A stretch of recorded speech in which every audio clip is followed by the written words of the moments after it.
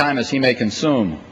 Mr. Speaker, I rise in support of this legislation, H.R. 890, the Student Loan Sunshine Act of 2007. I offer this legislation along with Mr. McKean, the senior Republican on the Education and Labor Committee, and Mr. Hinojosa, the subcommittee chair of the Higher Education Subcommittee on the Education and Labor Committee.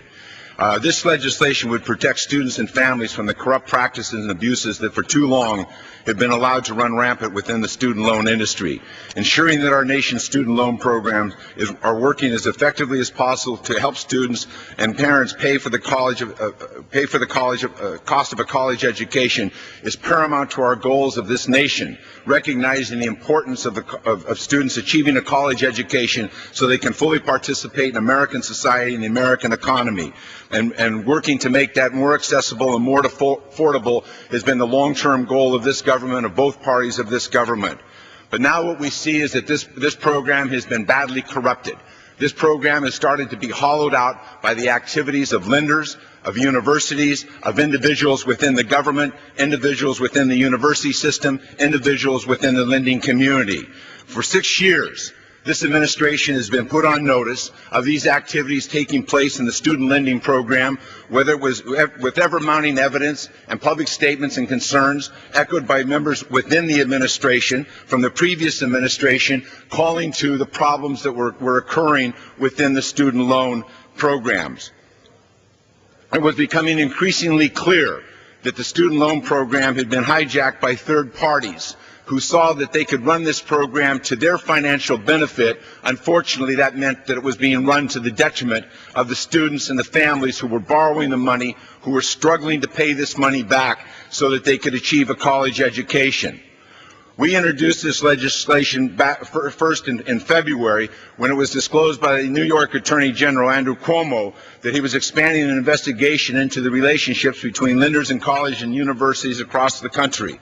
Throughout the previous year, stories had surfaced about inducements, kickbacks, and conflicts of interest, bribes, and payoffs, ranging from sending college employees on exotic vacations to staffing school financial aid offices during the busiest time of the student aid calendar. These inducements are offered by lenders to secure a spot on the preferred lender list, a list that supposedly presents to the students families that this is a list of trust, that this is the best loans available for a number of reasons to those students. But we now learn that securing a position on the preferred lender program was really, in many instances, with many universities and with many lenders, was an act of corruption, not an act of transparency, not an act of honesty, not an act in the best interest of the students and or their parents, and not in the best interest of achieving the lowest possible cost for those students' education.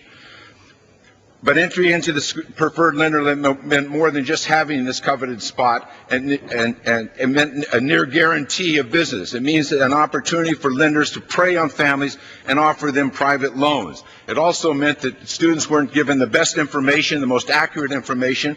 It also meant increased cost to the students and to their families. Since we first introduced this bill, ongoing investigations at the federal and state level and by news organizations have shed new light on the scope of the corruption and the conflicts of interest surrounding these lists that are undermining the federal student loan aid program that millions of borrowers have come to depend upon. We have learned more about the astonishing degree which lenders buy their way into colleges and universities through excessive inducements. That's the polite word.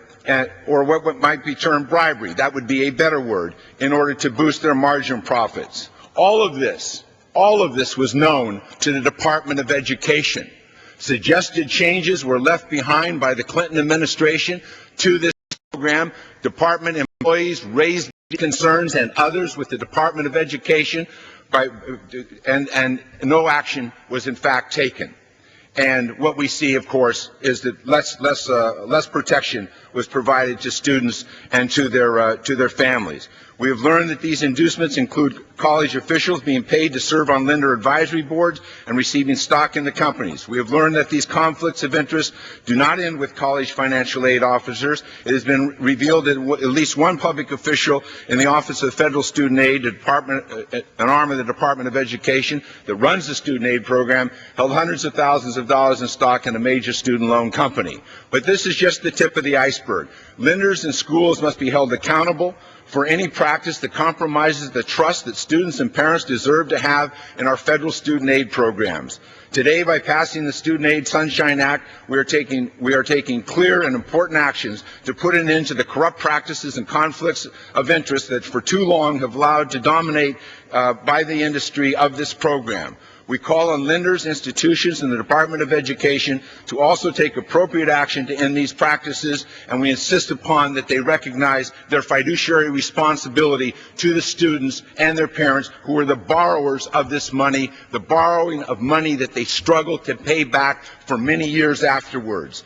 I'm proud to be joined by my colleagues in the Education and Labor Committee, Buck McKean, the senior Republican, and again, Ruben Hinojosa, the subcommittee on higher education, to bring to the floor a stronger, more comprehensive and bipartisan Student Loan Sunshine Act. This bill will prevent these egregious practices from occurring in the future by reinstating trust in our schools through strict codes of conduct, guaranteeing loan options and ensuring the best loan possible, ensuring equal and timely processing of loan, give students a full and fair information when taking out the paying of loans, protecting students from aggressive marketing practices, and inserting a fiduciary responsibility for all parties to these agreements. Further, this bill bans all gifts, participation of advisory boards, risk-sharing agreements between lenders and schools, ensures greater transparency and accountability when schools recommend lenders for the students. I urge all of my colleagues in voting for this legislation today. I think we can take this critical step toward returning these programs to the very people they were intended to serve, students and parents who are borrowing this money. It's time to protect these students and families and end the exploitation and the abuses of the student loan program. And again, I want to thank my colleagues on the committee for all their assistance in drafting this legislation. I reserve the balance of my time.